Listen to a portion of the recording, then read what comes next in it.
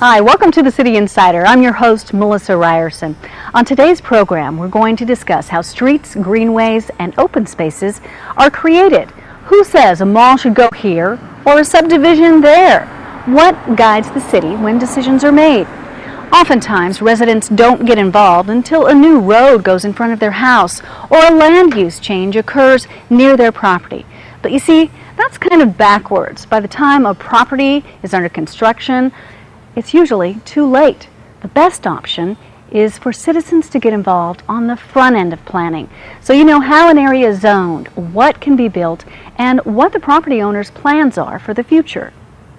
Our schedule after this has us breaking into 3 groups. One way many citizens get involved is through a process called a charrette. A charrette is a meeting of citizens, consultants, city staff, and aldermen to work together to plan out areas of the city. The City of Franklin recently held a 2-day charrette for the Central Franklin Area Plan, an area that includes about 4,000 acres of land within the City of Franklin.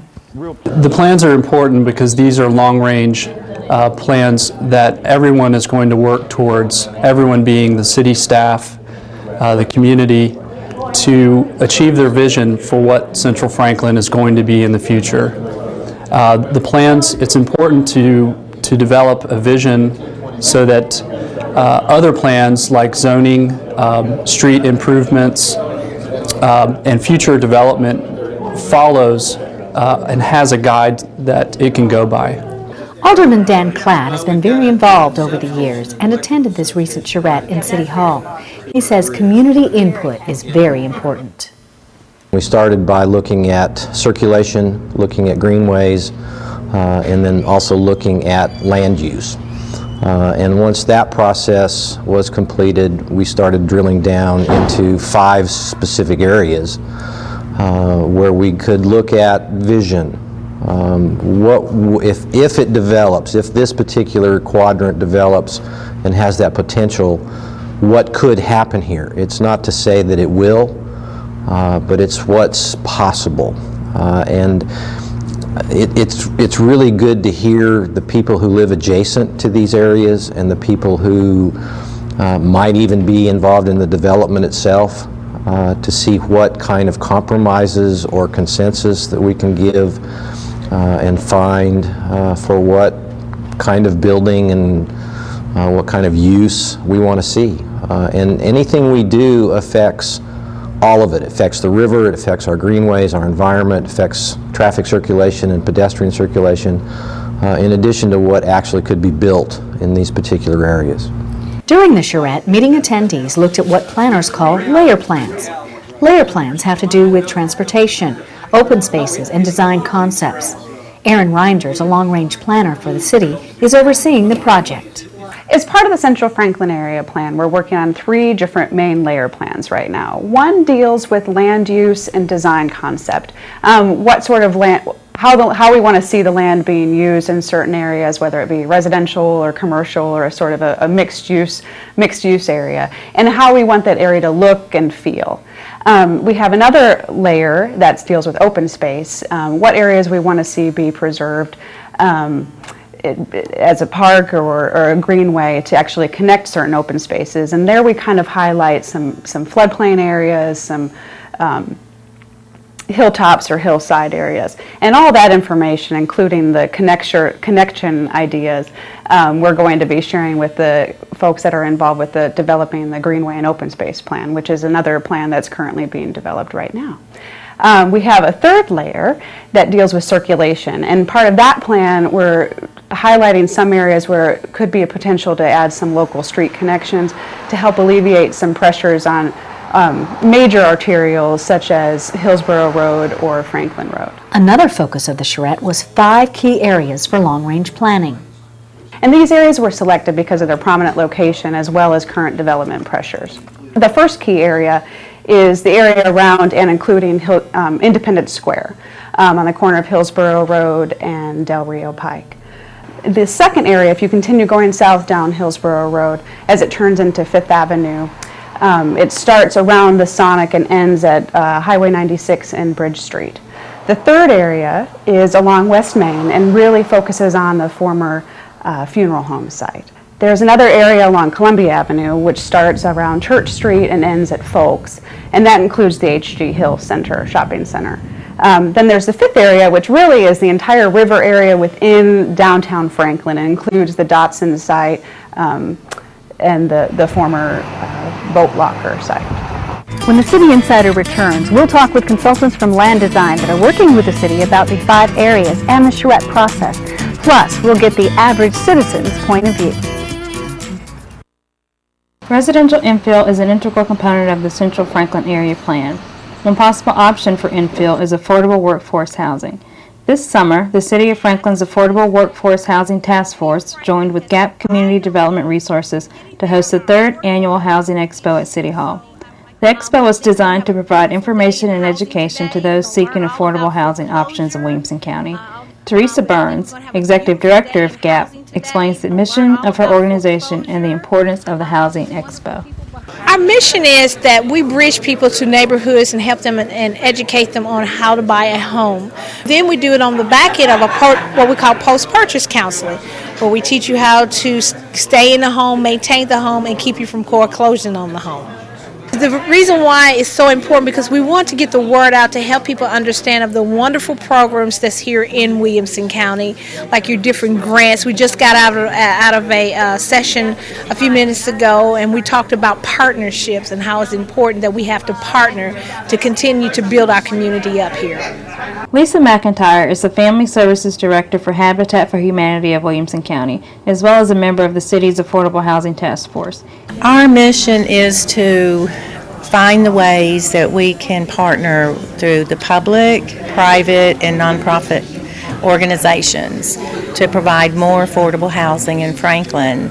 And I just commend the city and city employees, Vernon Girth, the mayor, John Shore, Kelly, Dan Enfelder has been very involved, Clay Matthews. The city is really making big changes for affordable housing. At the next break, we'll learn about the city's efforts to bring more affordable workforce housing options to Franklin.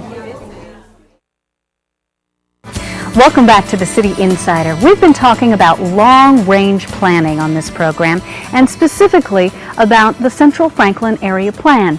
The 5 areas of the plan are Independence Square, the area by the Harpeth River where Dodson's currently sits, the H.G. Hill Shopping Center, West Main near the old funeral home, and Hillsborough Road and 5th Avenue North. Long-range planner for the city, Erin Reinders, has been working with consultants to update the plan that was first developed about 5 years ago. The Central Franklin Area Plan, which we're updating right now, was adopted originally in 2004. And due to increased development pressures in Central Franklin, as well as just to community point observations since that adoption, we decided that now is the best time to be updating that. And at the same time, we'll also be working on an update to the Historic District Design Review Guidelines, mainly because most of the Historic District is located in Central Franklin. Erin says the city works with consultants on this process because they can bring fresh ideas and expertise to a project. The consultants for this project are with the company Land Design, a global company with an emphasis on innovative, sustainable, and ecologically responsible projects. Dwight Kaiser works in the Nashville office and lives in Franklin. Design is everything for us. We're driven by good design, but we try to practice the 3 principles of sustainability in all the plans that we work on, and such is the case with the update to the Central Franklin Area Plan. And that is environmental sensitivity, making sure that it's economically feasible, and then there's the social aspects that have to be considered as well, impacts on people's lives, things of that nature. Just real excited to be part of this, to know that this is my community and I'm having a small hand in helping to shape the future of the city of Franklin. One of the most important aspects of this process is getting the public's point of view in the charrette forum. The charrette process is great because it brings together all these individuals, and it gives us an opportunity. In fact, it's required upon us to listen. We have to be real good listeners as designers because we're trying to take the input of all these individuals that might come from different walks of life, Different things are important to them, but at the end of the day, they're all residents or part of the collective city of Franklin folks that live here. This charrette process was held over a 2-day period to bring the plans from concept to reality. When we come back, we'll talk to some of the citizens that provided valuable input and show you the red dot, green dot meeting and designs that resulted from the charrette. Don't go away. We'll be right back. In 2007, the City of Franklin became eligible for a federally funded initiative called the Community Development Block Grant. Clay Matthews, the city's Housing Development Coordinator, discusses the program.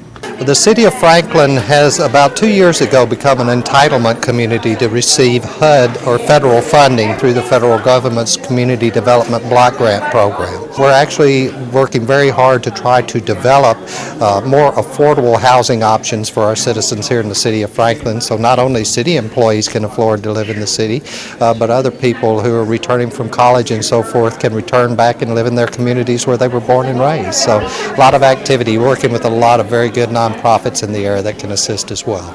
It takes a partnership with several organizations for the city to succeed with the Community Development Block Program.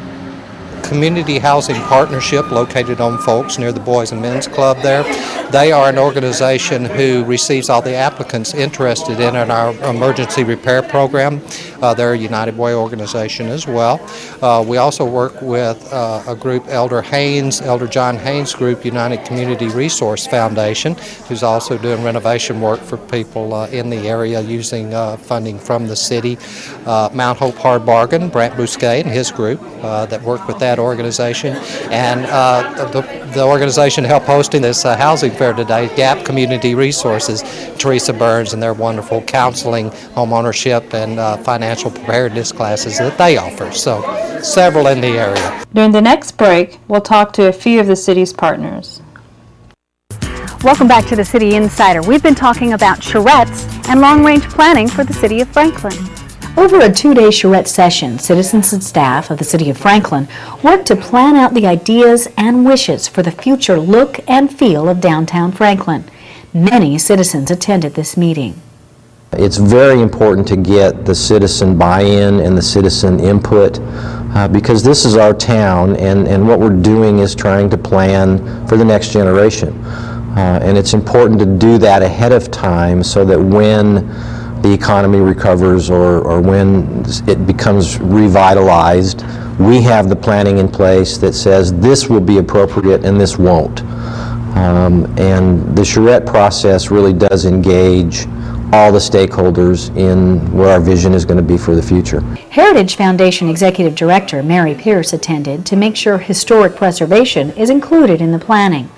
Since we are historic Franklin, it's very important that we plan to build in and around our historic resources and build things that are in keeping with them.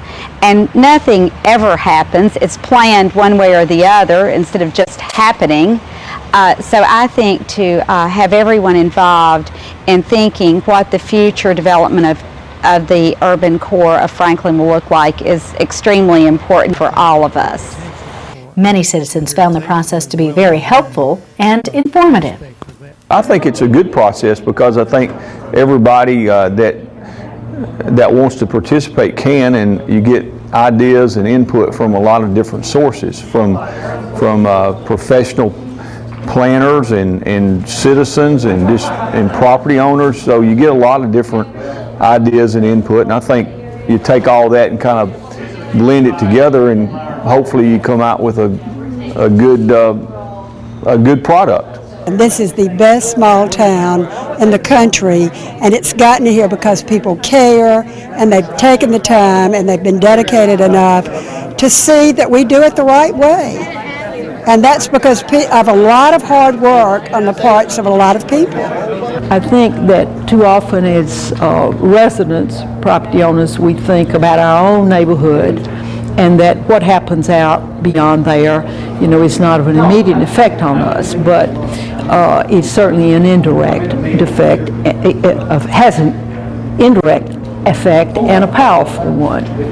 So I just think this is where we all ought to be today and tomorrow. Well, the charrette process is good because a lot of times when you have public meetings, you talk in general terms. And what's good about the charrette process is you actually put it on paper, and you come up with some concepts that give people, me at least, an idea of what you're really talking about, rather than a concept written on a piece of paper as a paragraph. So you with a charrette, you not only get the wording, but you also get a picture of what you're talking about.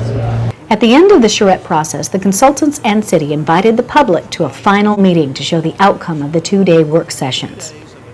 The meeting included a judgment of sorts of the designs that were created. Citizens were given green dots for approval and red dots to show their disapproval. Some plans received more approval than others.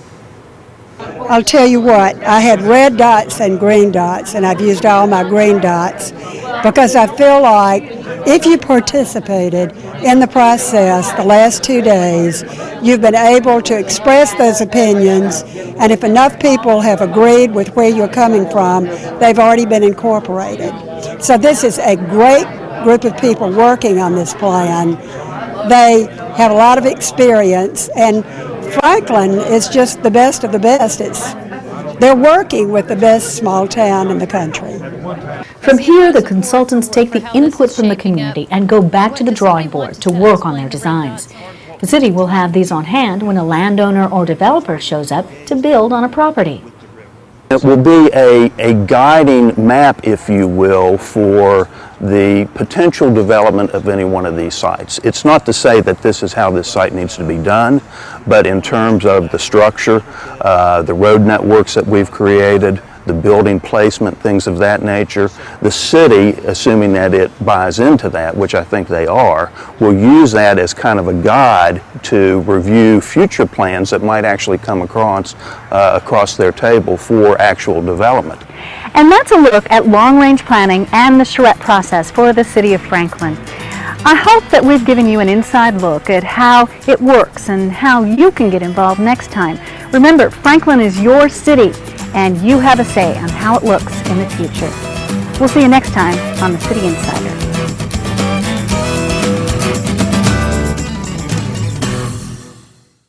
Franklin's Historic District is a significant part of the Central Franklin Area Plan. Two of the city's partner agencies are working within the Historic District to develop more affordable housing options. One such organization is the United Community Resource Foundation under the direction of Elder John Haynes. We are a nonprofit faith-based organization. We've been in inception since April of 03, and what we do is we go out amongst the community and try to purchase properties or houses that need rehabbing or empty lots that we can do new construction on, and in return we sell them back to applicants for low-income, moderately priced. Another organization the city is partnered with is Hard Bargain Mount Hope Redevelopment. Executive Director Brant Bousquet describes the work done by the group. Hard Bargain Mount Hope Redevelopment is an affordable housing organization, and we do three things. We provide new homes that are period sensitive to the history of the neighborhood. The Hard Bargain neighborhood is a historic African American neighborhood in downtown Franklin. So we build new homes and sell them below market value to home buyers who have been through the home buyer education and financial fitness classes at Gap Community Development Resources. And we also do repair and renovation of existing homes. So in addition to being an affordable housing organization, we're also a neighborhood renewal and revitalization organization. So repairing and renovating homes in the neighborhood, and then lastly, we do beautification projects. With the help of Brant's organization, lifelong Franklin resident Shanita Beach recently purchased her first home in the historic Hard Bargain area.